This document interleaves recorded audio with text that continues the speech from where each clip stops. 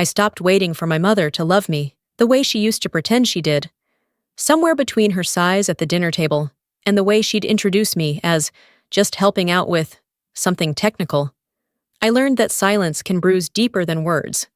For years, I told myself it wasn't personal, that maybe I was too hard, too distant, too much of whatever made her eyes turn cold whenever I walked into a room.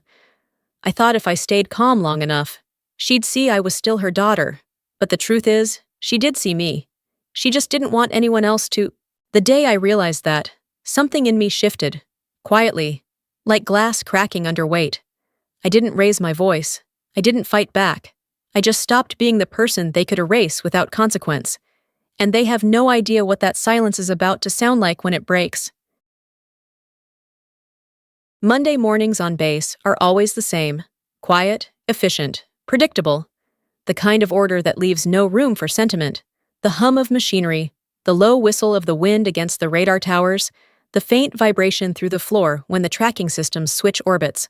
It's the closest thing I have to peace. That morning, peace came sealed in a white envelope. It sat on my desk between an operations report and a half-empty mug of coffee, its edges perfectly pressed. My name written in soft gray cursive that didn't belong here. The scent of expensive perfume hit me before I even picked it up. I didn't have to read it to know who it was from. There was only one woman who still believed that everything, including affection, should smell like something polished. Inside, silver-embossed letters curled across the paper: Mara Barker and Major Ryan Kittredge. My fingers paused on his name. For a moment, the hum of the control room faded, replaced by the roar of an engine, the smell of burning sand, the crack of static in my headset. His voice came back to me, from somewhere deep in the desert.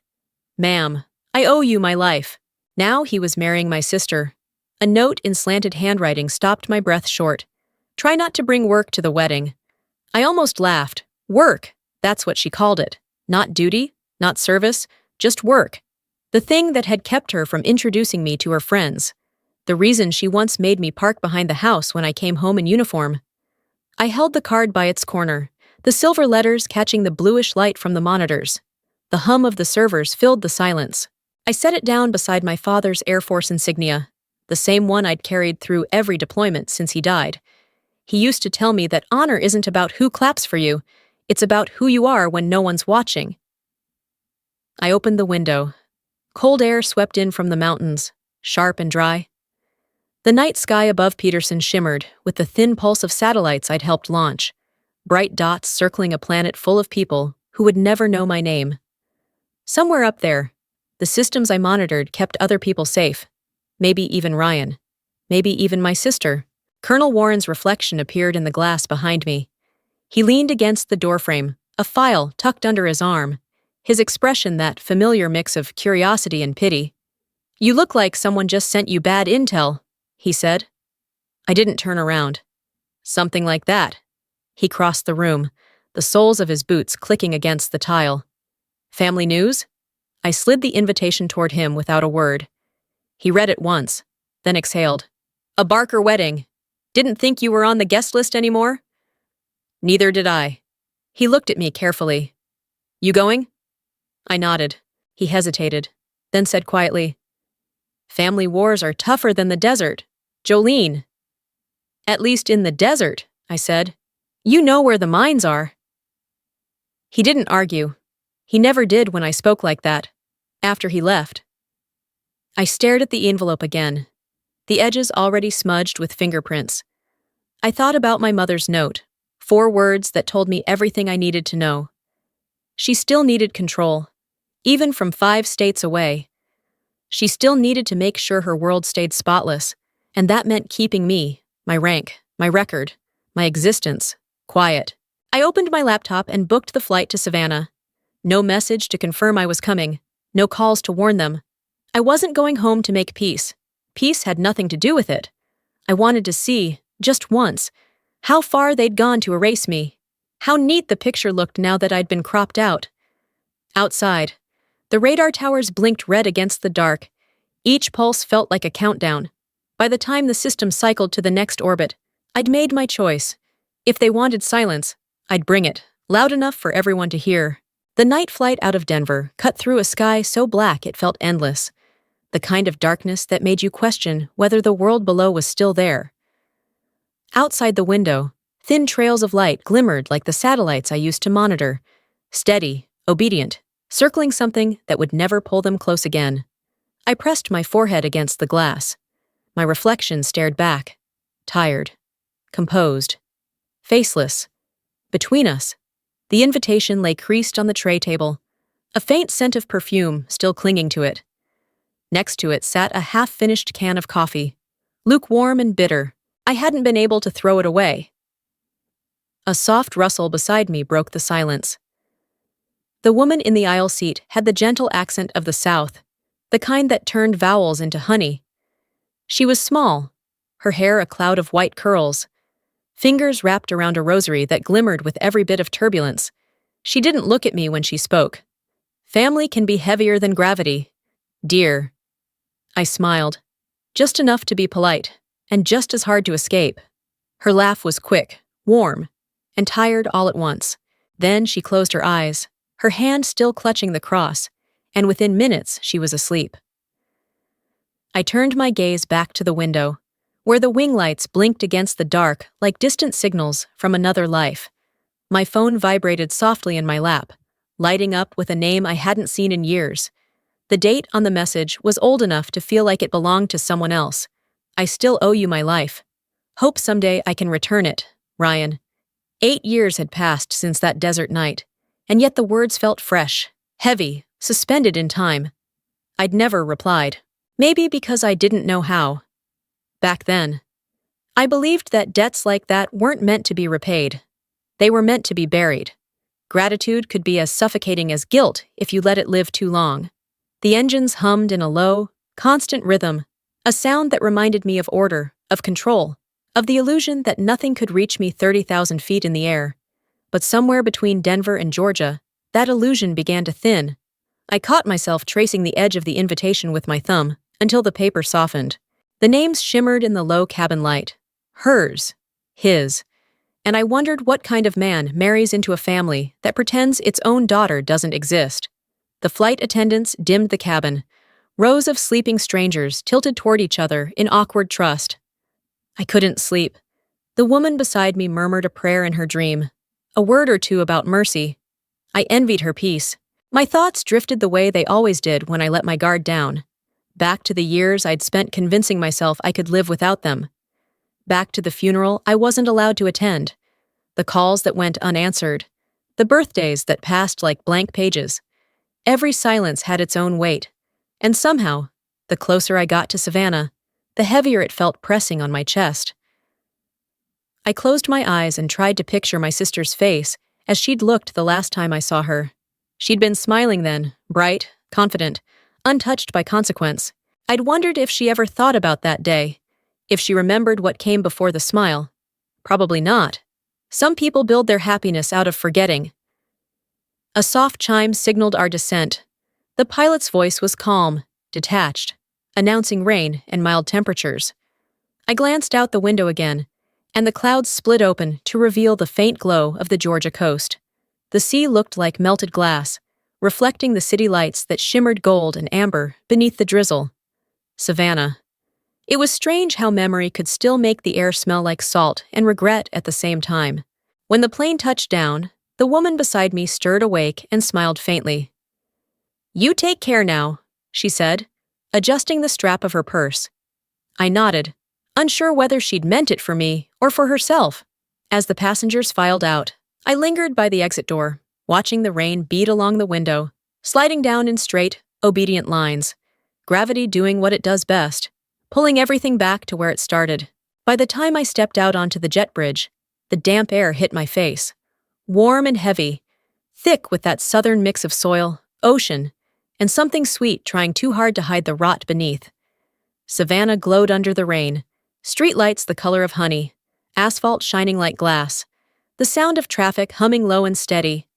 For a second, it felt almost welcoming. Then the wind shifted, and I remembered where I was headed. This city hadn't changed. The people in it probably hadn't either. The same charm, the same manners, the same polished lies. I walked through the terminal with my bag slung over my shoulder, the invitation folded neatly inside the front pocket, its edges pressed against my chest with every step, sharp enough to remind me that I was here for a reason. I wasn't coming home. I was orbiting back, pulled by something I'd tried for years to escape. And no matter how far I'd flown, family had always been its own kind of gravity.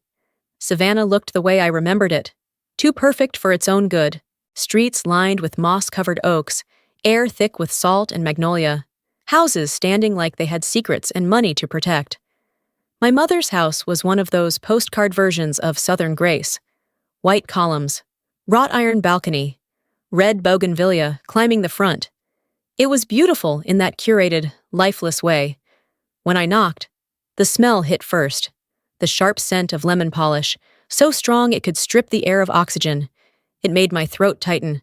The floors always gleamed here, the silver spotless, the picture frames straight as soldiers. My mother didn't clean, she erased. Inside, everything was exactly where I remembered it, down to the smallest lie. The same beige rug, the same stiff sofa, the same painting of the river that had never actually hung straight, no matter how many times she measured it. But one thing stopped me cold.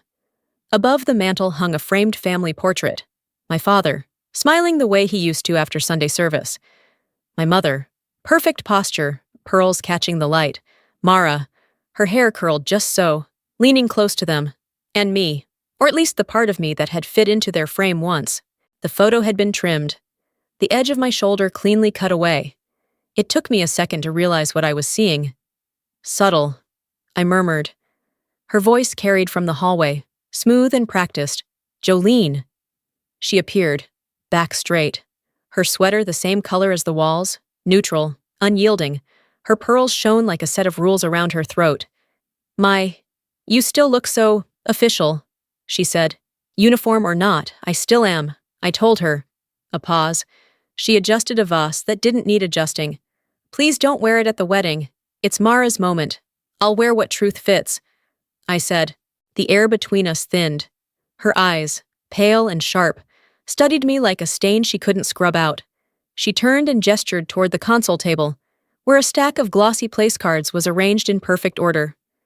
I noticed them as soon as I stepped closer. Embossed names in gold letters. Every one of them capitalized, except one. J. Barker, Colorado. No rank, no title. Just a set of initials and a location, as if I were an out-of-town acquaintance. Someone invited out of politeness. Who's that? I asked. She smiled faintly. That same smile she used when neighbors dropped by unannounced. Oh, that's you, dear. We kept it simple. You always did. I said. For a moment, I thought I saw something flicker behind her eyes. Regret, maybe, or just calculation. But it vanished quickly, replaced by that calm perfection she'd worn all my life. She smoothed her sweater, looked around the room like she was checking for witnesses, and said softly, Don't bring up the past. I turned to go, hand on the polished doorframe that still smelled like varnish. It's already here, I told her. Outside, the sunlight spilled through the lace curtains, making everything inside look warm and golden. But the light didn't reach far. It stopped just short of where I stood, like even it knew better than to touch this place. I walked back toward the porch, my steps echoing through a silence that was too clean, too rehearsed. The air outside felt heavy, humid, but it was easier to breathe than in that house. I looked back once, through the window. She was still there, straightening something invisible, as if fixing the surface could undo what she'd done underneath. The photo over the mantel caught a glint of light. For a second, my father's eyes seemed to follow me, his half-smile frozen in time. The space where my shoulder used to be stared back. Empty, smooth, perfect. Savannah's sky was bright and cloudless, but all I could see was that missing corner of the photograph. It didn't hurt like a wound anymore. It hurt like an absence I'd gotten used to. I walked down the steps, the lemon scent clinging to my clothes. My hand brushed the banister she'd polished to a mirror sheen. It left no trace of me behind. Maybe that was how she preferred it. Still, as I reached the gate, I couldn't help but glance at the windows one more time. The house glowed gold in the afternoon sun, but to me, it looked hollow, light pretending to be warmth. I whispered under my breath. Not for her to hear, not even for me to believe. A home that forgets you isn't home. It's just a stage you used to stand on. And then I left the porch, the sound of my footsteps fading into the hum of the city. The air outside was thick, sticky with heat, but it was the first real air I'd breathed all day. Every step away from that house felt like gravity pulling the other way. The house glowed like a cathedral when I arrived, soft yellow light spilling through the curtains, the air heavy with the smell of wine and lemon polish. Inside, the dining room looked staged, every inch of it designed to impress. A white tablecloth so crisp it looked ironed into silence. Crystal glasses lined in perfect symmetry, candles reflecting off polished silver. Nothing out of place, nothing unplanned. My mother's masterpiece. Lorraine moved briskly between the chairs, her pearls swaying against a beige sweater that matched the walls. She didn't look at me when she said it. Smile when they arrive. Jolene, don't be so rigid. Habit comes with rank, I told her. Her lips tightened. The sound of disapproval, soft but practiced. She adjusted a fork that didn't need fixing, and the room fell quiet just long enough for the first knock at the door. Guests trickled in. Old friends, church acquaintances, business partners who talked more than they listened. They shook my mother's hand with reverence, greeted Mara with warmth, and turned to me with that polite confusion people wear when they don't quite know who they're supposed to be looking at. My mother's voice rose, cheerful and controlled. This is my daughter, Jolene. The words sounded more like a disclaimer than an introduction. She added, her tone light, airy, rehearsed. She works in logistics, I think. Something with satellites. A small ripple of laughter circled the table. Across from me, Mara lifted her wine glass, her smile sharp. So basically, you fix space trash, right? The laughter grew louder. I met her eyes, my voice even. That space trash kept your fiancé's jet alive. Silence. A clean, sudden cut. Only the faint ring of silverware touching porcelain. I watched her expression harden behind the glass of red wine, the way her hand trembled before she set it down. At the end of the table, a man with graying hair, General McAdams, tilted his head, squinting through the candlelight. Lieutenant Colonel Barker, isn't it? Afghanistan, Syria, Peterson Command? I opened my mouth, but my mother's voice sliced through mine. Oh, she hasn't been active for years. Civilian now. His eyes shifted from her to me, steady, calculating. He leaned back, said nothing more. The room seemed to shrink an inch smaller. Conversation picked up again, slowly, cautiously, like a broken record finding its groove. I stayed quiet, tracing the rim of my untouched glass. The waiter passed behind me and whispered, "Non-drinking guest, ma'am." My mother caught the exchange, her eyes narrowing. "It's for the best," she murmured. I lifted my water instead. The glass was clear, cold, unassuming, exactly how they liked me. My reflection trembled in it, distorted by the surface. A calm face, steady eyes, a storm underneath. Dinner dragged on, a parade of politeness. People talked about golf and real estate, vacations and summer homes. They laughed at things that weren't funny and toasted to a happiness I couldn't recognize. No one asked where I'd been the past few years. No one mentioned my name again. I could have disappeared mid-meal, and the rhythm would have gone on undisturbed. When dessert was cleared, I stood to leave. But before I could step away, my mother's hand reached out, soft and deliberate, fingers circling my wrist, her nails pressed just hard enough to warn, "Don't ruin this for Mara, not again." I turned slowly. What did I ruin? "Mom?" Her eyes flickered, her voice lowering to a whisper too sharp to be mistaken for regret. "Your father's funeral." The words hit like shrapnel. I felt every eye at the table flick toward us, pretending not to. The air thinned. "No," I said, my voice low. "You did. When you canceled my leave." Her hand went slack, the color draining from her face. Around us, the laughter returned, soft, nervous, as if the guests needed noise to drown the silence that had just split the room open. I stepped back, her grip falling away completely. The candle nearest us wavered in its glass holder, the flame bending but not breaking. At the doorway, I looked back once.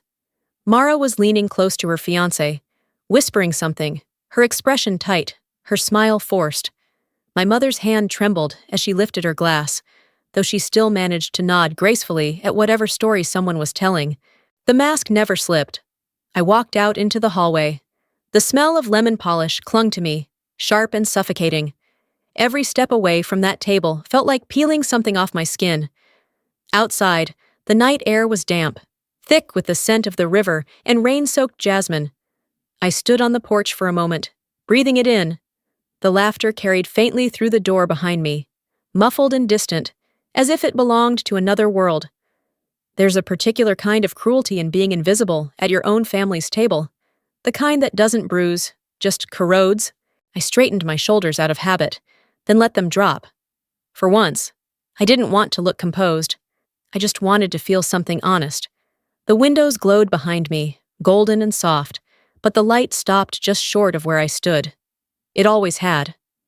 I turned toward the quiet street, the sound of cicadas filling the space where my mother's voice used to be, and as I walked down the steps, I realized something I hadn't before.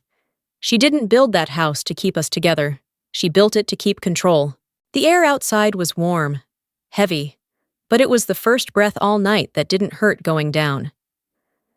The morning of the wedding came with that deceptive kind of beauty Savannah does so well, sunlight sharp as glass, air sweet with salt and flowers.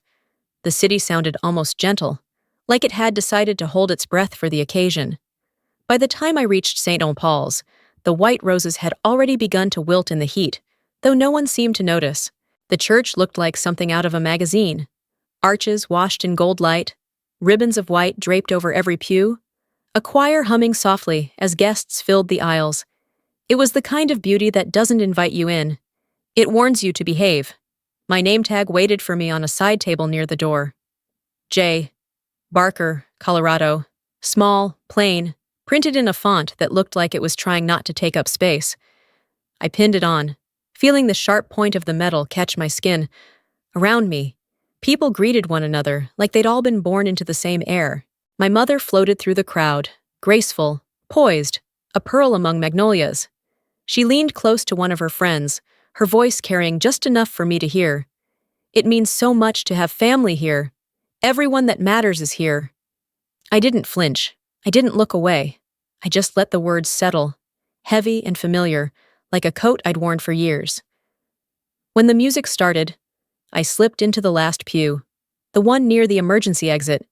It was the same place I'd stood years ago at my father's funeral, when she decided a uniform might distract from the moment. The church smelled the same too, flowers and polish, faint incense, and something underneath it all that smelled like grief pretending to be decorum. The organ swelled. Guests rose. Mara appeared at the doors, framed in light, her white gown moving like a slow tide. Every head turned toward her, every camera flash chasing the illusion of a perfect day. I stayed seated. My mother caught sight of me from across the aisle. Her look was soft, warning. I lowered my gaze to my hands, folded tightly in my lap. The priest's voice filled the church, calm, practiced, unshakable. If there's anyone who believes these two should not be joined. For half a second, I thought I felt every breath in the room pause. My eyes drifted to Ryan. He stood tall, steady, his shoulders squared the same way they had been that night in Syria, just before the explosion. I remembered the dust, the roar, the way he'd turned, shouting for help through the static. I remembered dragging him out, half-conscious, the sound of his voice cracked and weak. "Ma'am, I owe you my life!" And now here he was, in polished shoes and a pressed suit, standing at the altar with my sister. That's reason enough, I thought, but I said nothing. The vows came and went in a blur of rehearsed affection. Hands clasped, rings exchanged, lips met, applause followed. Perfect. My mother's favorite word. When the ceremony ended, the guests spilled into the sunlight like a tide breaking through stained glass. I waited until the crowd thinned before standing, the heat pressing against my skin, perfume and roses colliding in the air. Outside, the steps gleamed white, almost blinding. Mara posed for photos, her smile brilliant and weightless, her laughter bright enough to make people forget that perfection always comes at a cost.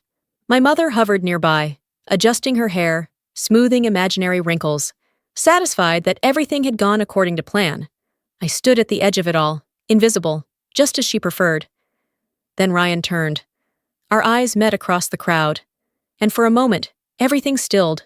The chatter, the clicking cameras, even the breeze that played with her veil. He hesitated, his jaw tightening, a flicker of recognition crossing his face. He nodded once, barely perceptible. His lips moved, soundless, but I knew the word, ma'am. It wasn't loud, not even meant for anyone else, but I heard it, and it landed like a heartbeat I hadn't realized I'd been missing.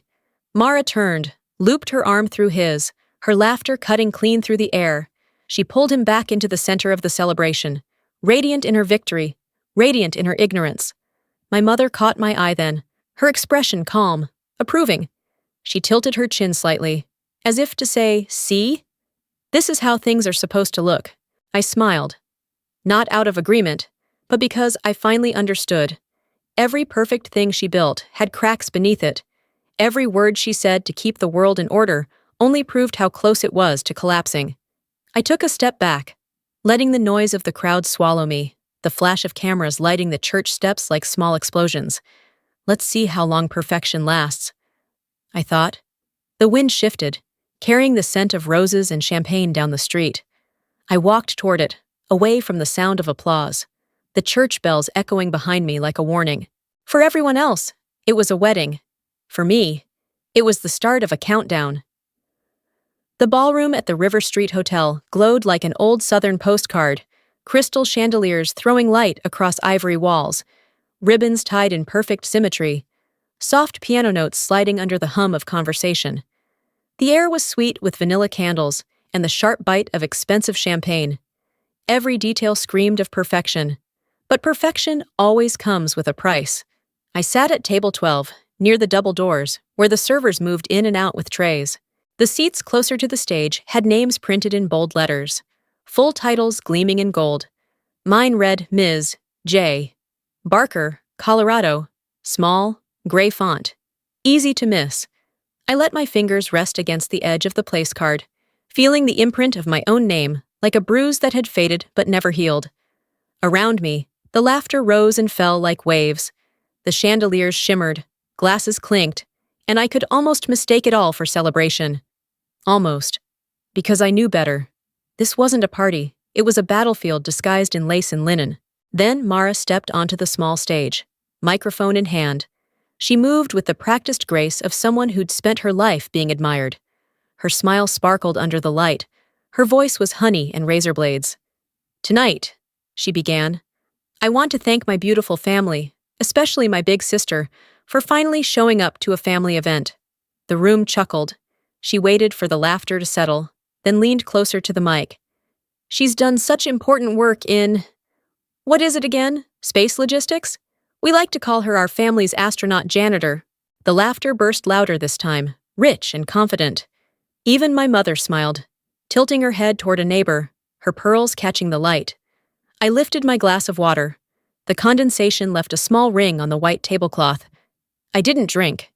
I just held it there, watching the reflection of the chandelier tremble inside. Across the room, Ryan stood beside Mara, his face unreadable. He laughed once, late, forced, and then stopped. His eyes dropped to the floor.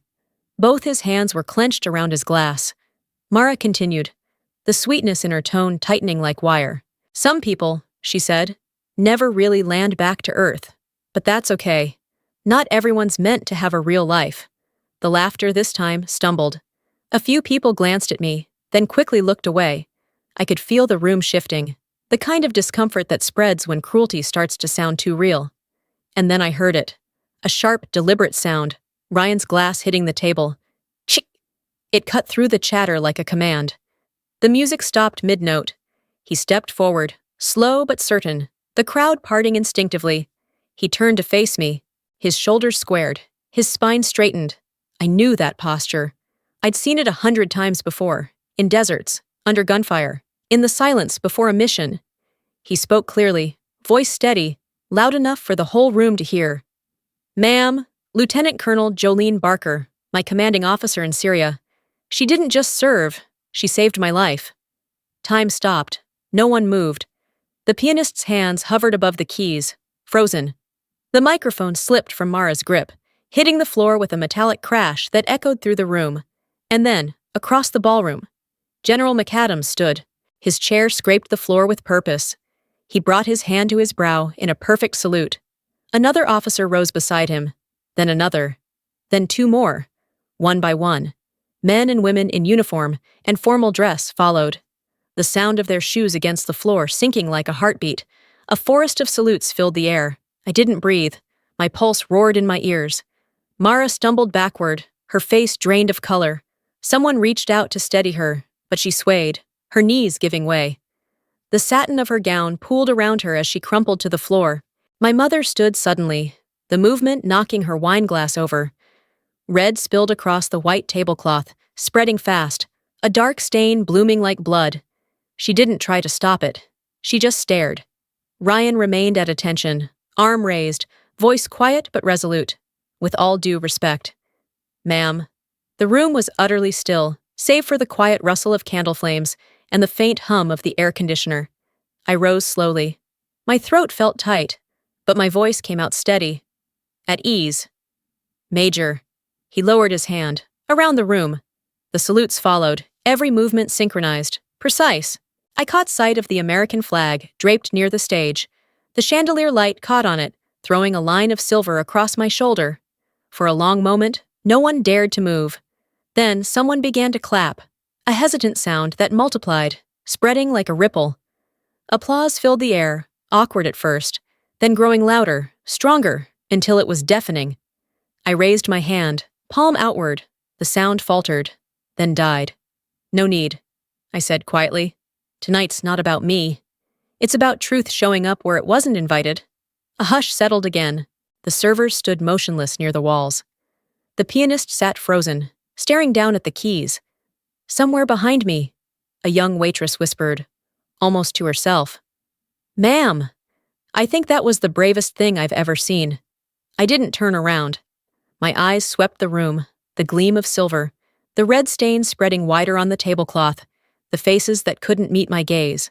Every mask had slipped, every layer of pretense stripped away by something they hadn't expected. Respect. Mara was being helped to her feet, her expression dazed, her veil tangled. My mother stood beside her, trembling, her hands stained pink from the wine she'd tried too late to stop. Ryan looked at me once more. There was no triumph in his face, only a quiet understanding, a debt finally settled. The chandeliers above us flickered, light shifting from gold to silver, warm to cold. The room had changed, everything had. I placed my glass down, leaving behind a small ring of water on the tablecloth, clear, simple, and unmissable. Then I turned toward the doors and walked out. The music didn't start again. No one dared. Outside, the night air was cool and sharp. The city lights shimmered across the river, and the wind lifted my hair as I stepped into the quiet.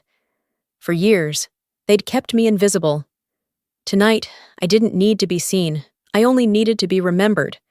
By morning, the world had already decided what last night meant. The headlines were everywhere, on phone screens, TV tickers, news apps, social media feeds. Air Force officer honored at sister's wedding. Room fell silent. The video clip of Ryan's salute looped endlessly. The way he stood straight. The way I nodded back. The stunned faces frozen mid-applause. Every platform had it. The comments scrolled faster than I could read them. That salute changed everything. Finally, someone showed that family what honor looks like. She didn't even need to speak. Power doesn't have to shout. I watched them all from the small hotel armchair. My hands wrapped around a cup of coffee gone cold. My phone buzzed constantly on the table. Calls from journalists, messages from old friends, even a few from former commanders. I didn't open a single one. But there was nothing from my mother. Nothing from Mara. The silence from them was louder than the applause that had filled that ballroom. A knock came at the door, sharp, deliberate. I didn't have to look to know who it was. My mother never called ahead. She appeared, as if her presence alone was supposed to make sense of things. When I opened the door, she stood there stiffly, her hair pinned too tight, lipstick faded, a thin line of exhaustion around her eyes. For the first time, she looked smaller than I remembered. "You humiliated your sister," she said. I set my cup down and looked at her. I didn't say a word. She took a step forward. Everyone's talking about us. They're finally saying our names right. I answered. Her breath caught. And for a second, she looked like she might cry. But she didn't. She never did. She reached for the back of a chair, gripping it like it might keep her steady. You've destroyed the family's reputation. I opened my laptop and pulled up an old email. It took only a few clicks to find it. The denial order stamped 8 years ago. The reason I hadn't been allowed to come home for my father's funeral? I turned the screen toward her. You already did, I said quietly. Her face drained of color. She stared at the screen. The way the signature glowed at the bottom. L. Barker. Her voice cracked, barely more than a whisper. I thought I was protecting you. No, you were protecting your reflection. The words landed between us like glass breaking. For a moment, I thought she might try to argue, defend herself, rebuild whatever story she'd told herself to survive. But she didn't. She just stood there, staring, her knuckles white around the chair. Finally, she turned to leave. Her hand reached the door, but she stopped, still facing away. Your father would have wanted peace, she said. I stood, closing the laptop with a quiet click. He raised a soldier, not a statue. She didn't respond. The door closed behind her softly, but the silence she left behind felt like a weight pressing into the air. The afternoon sun burned low over the river when the next knock came, softer this time. I hesitated before opening it. Mara stood there, barefoot, hair unbrushed, wearing a white dressing gown that still carried the faint shimmer of her wedding fabric. Her eyes were swollen, the kind of red that doesn't come from tears alone, but from exhaustion and regret. I didn't know Mom did that. She said. I studied her for a long moment. This was the same woman who'd smiled so bright under chandeliers, the same one who'd let the laughter roll at my expense, but the sharp edges were gone now. All that remained was the fragile shape underneath. You didn't have to know, I said. You played your part. Her shoulders slumped. She pressed her fingers to her temple, as if holding in something breaking. I just wanted her to love me the way she loved you. I almost laughed, but it wasn't that kind of moment.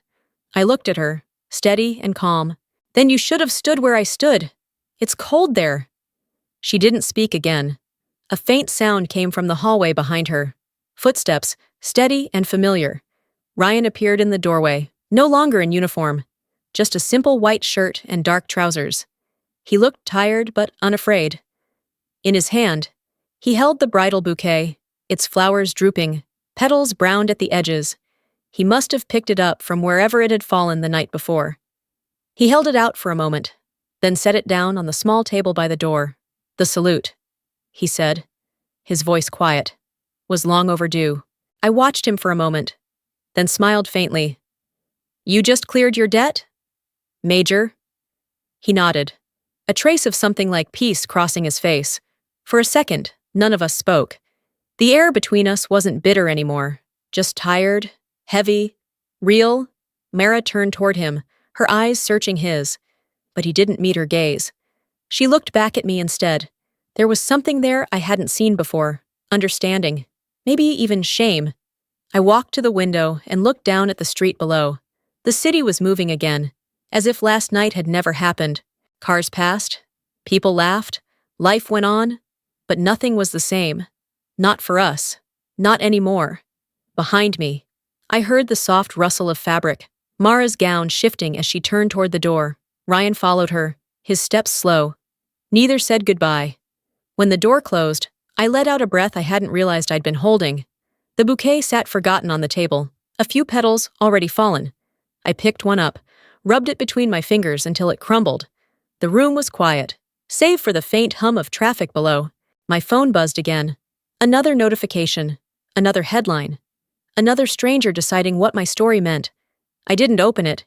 Instead, I turned off the light, sat in the fading sun, and let the silence fill the space they'd left behind.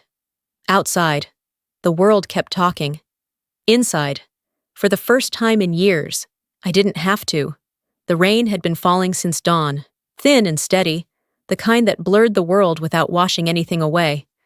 Savannah was gray that morning, the streets slick with mist, the air heavy with the faint sweetness of magnolia and wet asphalt.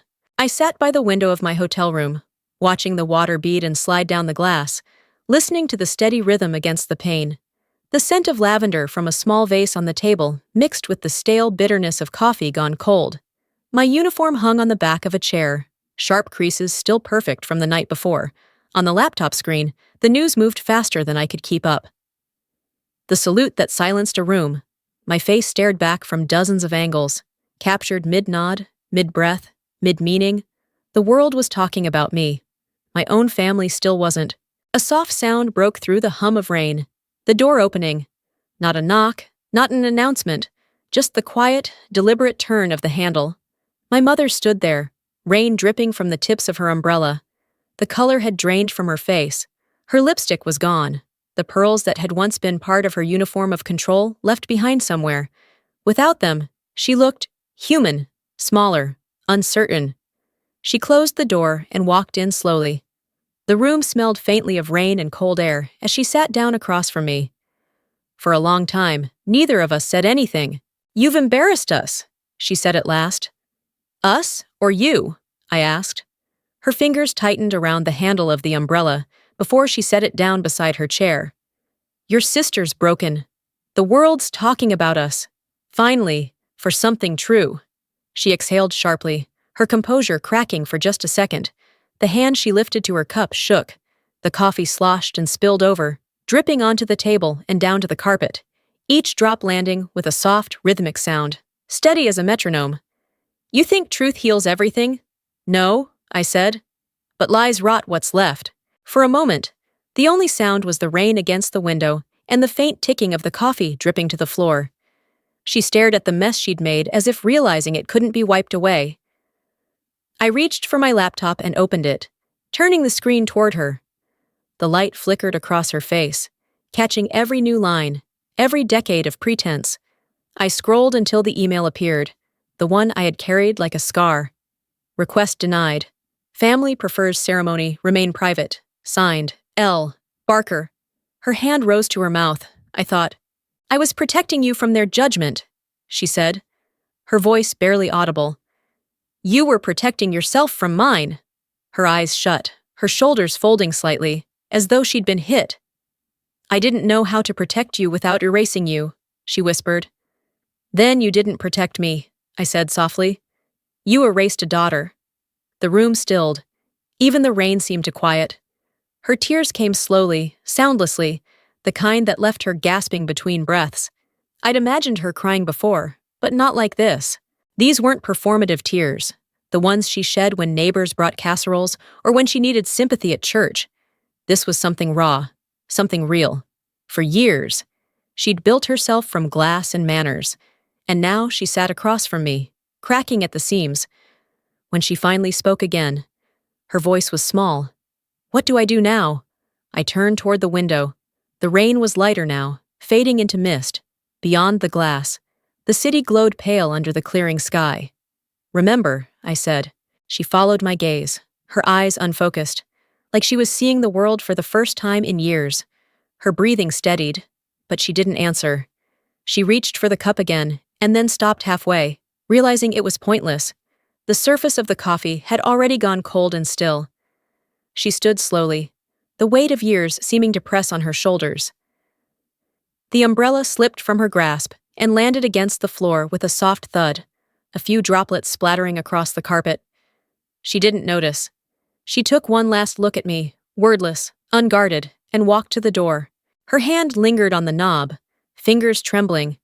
She didn't turn around. Then she left. The door closed quietly, and the silence that followed filled every inch of the room.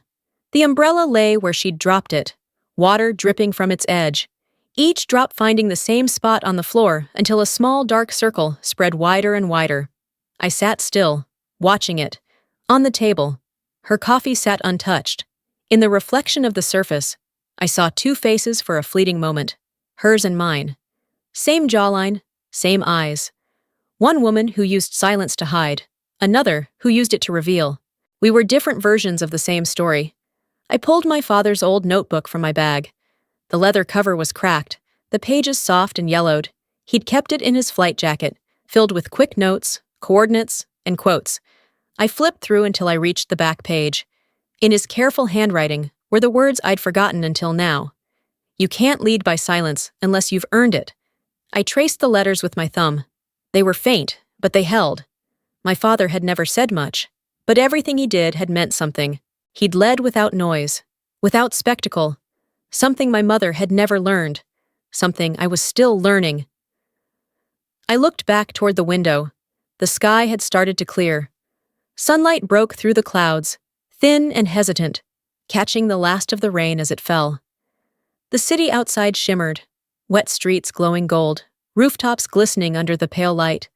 It wasn't warmth yet, but it was promise. I stood, picked up the umbrella, and placed it upright beside the door. It leaned slightly, still dripping, but stable. "You didn't fail me," I said quietly. "You taught me how to stand." The words weren't meant for her to hear. They weren't even meant to forgive. They were just true. The room felt lighter. The lavender scent lingered, faint but steady. I poured out the cold coffee and rinsed the cup. The stain it left on the table was shaped like a ring, small, imperfect, and lasting. I set the notebook beside it. The ink on my father's words had smudged slightly under my fingers, darkening them like ash. Outside, the last of the rain slowed to a stop.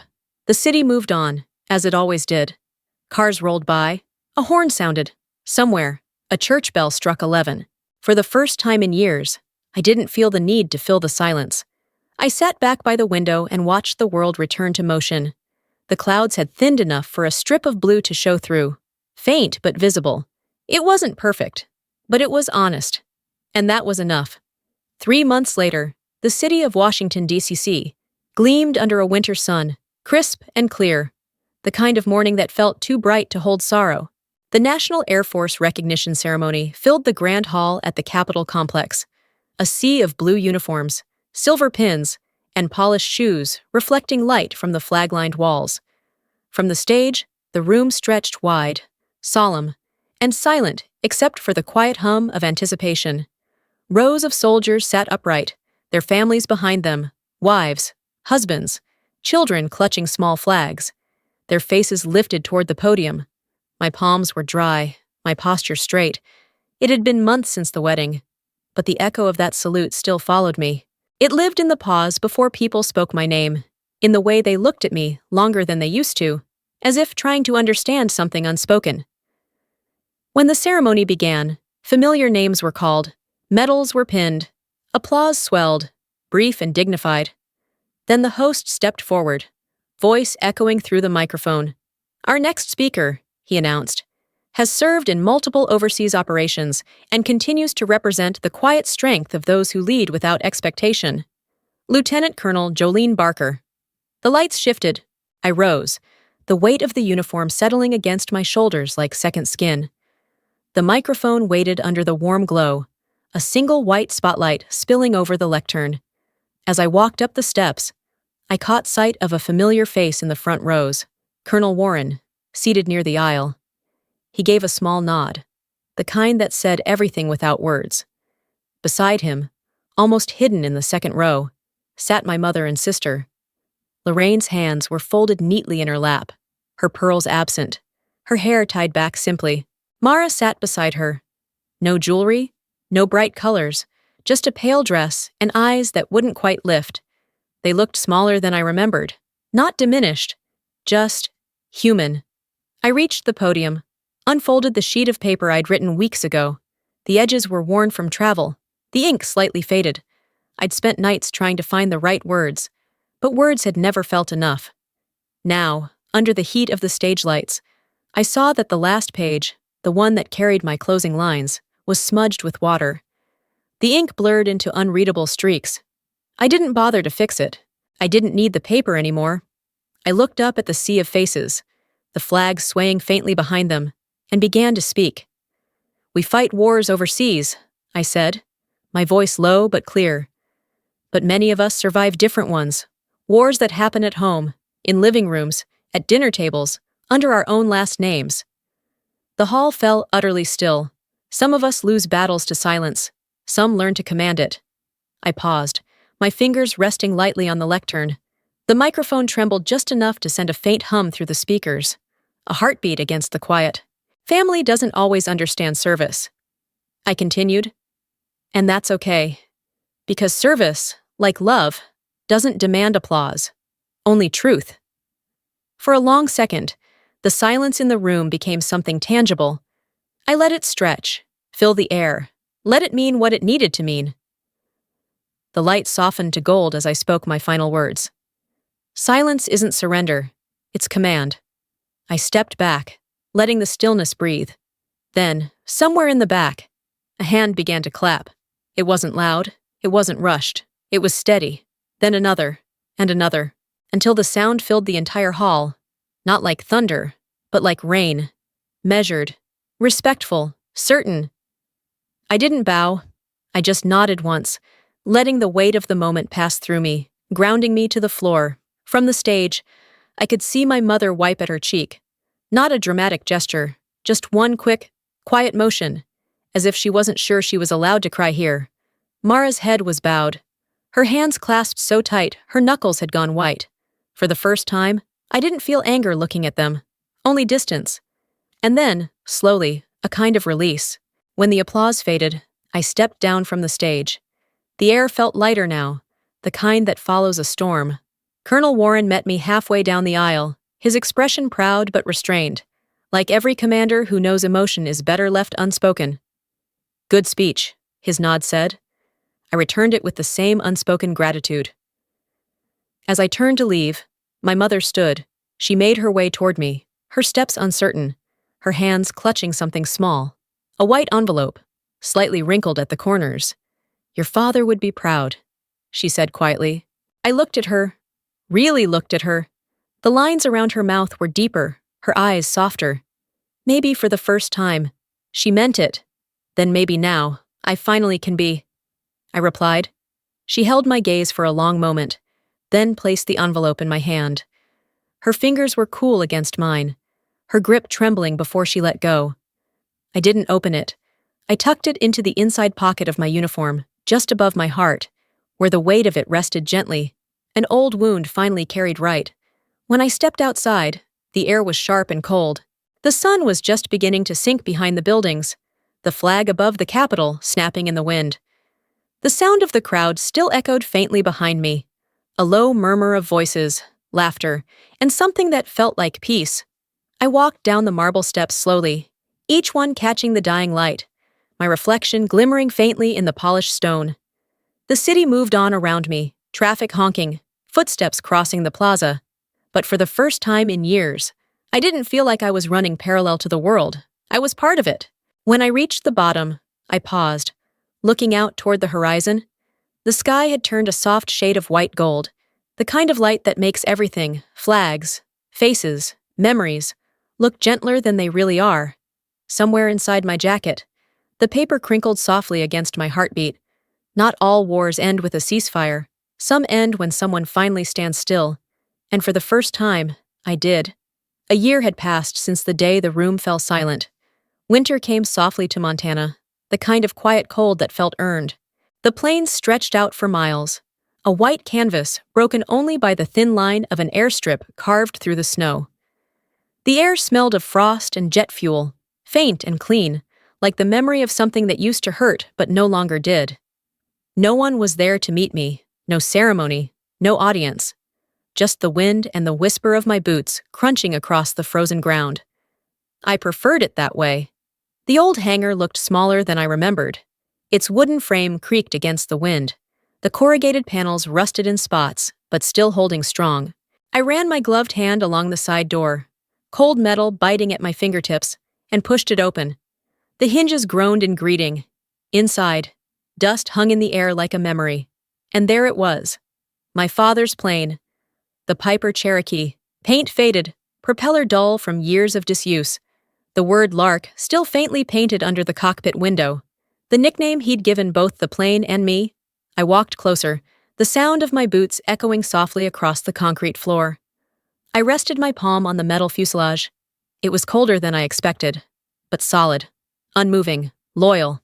My reflection looked back at me in the dull sheen, blurred but whole, sliding into the pilot's seat. I exhaled. The leather creaked under my weight. Familiar and forgiving. The same seat where my father once sat beside me, guiding my hands on the yoke, teaching me how to trust the wind, how to trust myself. For a long time, I just sat there, breathing. The silence here was different, thicker, deeper. It wasn't the heavy kind that used to haunt me at family dinners or fill the spaces between my mother's carefully chosen words. This silence was clean. I pulled the old flight bag from under the seat. Inside was his ring, the military band he'd worn every day until the end. I turned it in my hand, the gold dulled but still warm somehow. "You can rest now?" "Dad," I whispered. I set the ring gently on the co-pilot's seat, the metal glinting faintly in the dim light. For once, it didn't feel like something I was carrying. It felt like something I was returning. Outside, the wind shifted, snow swirled across the runway like a living thing. I flipped the master switch, and the cabin hummed to life. The engine sputtered once, twice, then roared awake, the sound slicing through the stillness like a heartbeat restarting after too long. The propeller spun, scattering snow in a shining arc. As the plane rolled forward, the tires hissed over the ice. I steered toward the open stretch ahead, my hands steady, my breath calm. The wings caught the morning light, and for the first time in years, I felt weightless before I'd even left the ground. The Cherokee lifted easily, the field shrinking below into a sheet of white. The horizon opened wide, endless and forgiving. Beneath me, the shadow of the plane stretched long and narrow across the snow until it disappeared into light. I leveled out. The sky, a pale gray streaked with gold. The sun broke through the clouds, pouring over the windshield, painting everything in that same white-gold glow I remembered from the ballroom. The light that once felt artificial, staged. Now it was real, pure. It didn't burn. It warmed. For a long time, I didn't think. I just flew. The sound of the engine, the whistle of air past the wings, the pulse of the controls beneath my fingertips, it was all rhythm, all certainty. When the world below became nothing but distance and haze, I reached for the worn leather notebook on the passenger seat. My father's, once. Now mine. The pages were soft, edges frayed from years of travel. I flipped to the last one, the only one still blank. I clicked the pen and wrote slowly, each word deliberate, a final line to close everything that came before it. I was never missing from the family. They just stopped looking. The ink dried quick and dark. I closed the book and set it next to the ring. Outside, the wind picked up, sharp and cold. The sun climbed higher, slicing through the clouds. I tilted the plane slightly, banking toward the light. The sky ahead stretched open, no barriers, no borders, just the horizon calling softly. For the first time in my life, there was nothing left to prove. No more names to correct, no expectations to meet, no ghosts left to outrun, only the quiet hum of the engine and the steady beat of my own pulse, matching its rhythm. The world below blurred into white and gold. I smiled, just barely, feeling the corners of my mouth lift the way they hadn't in years. No applause, no cameras, no one to witness it. Just freedom, clean, quiet, and real. I reached over, resting my fingers lightly on the ring beside me. The sunlight caught on its edge, a single glint of gold flashing against the window before fading. "You can rest now?" I repeated softly, though this time I wasn't talking to him. The Cherokee climbed higher, steady as breath, until the ground was just a blur of snow and memory. I let the silence stretch around me, vast and unbroken. It didn't ache anymore. It felt earned. The sky opened wider, the sun burned brighter, and for the first time since everything began, I wasn't returning to anything, I was finally leaving.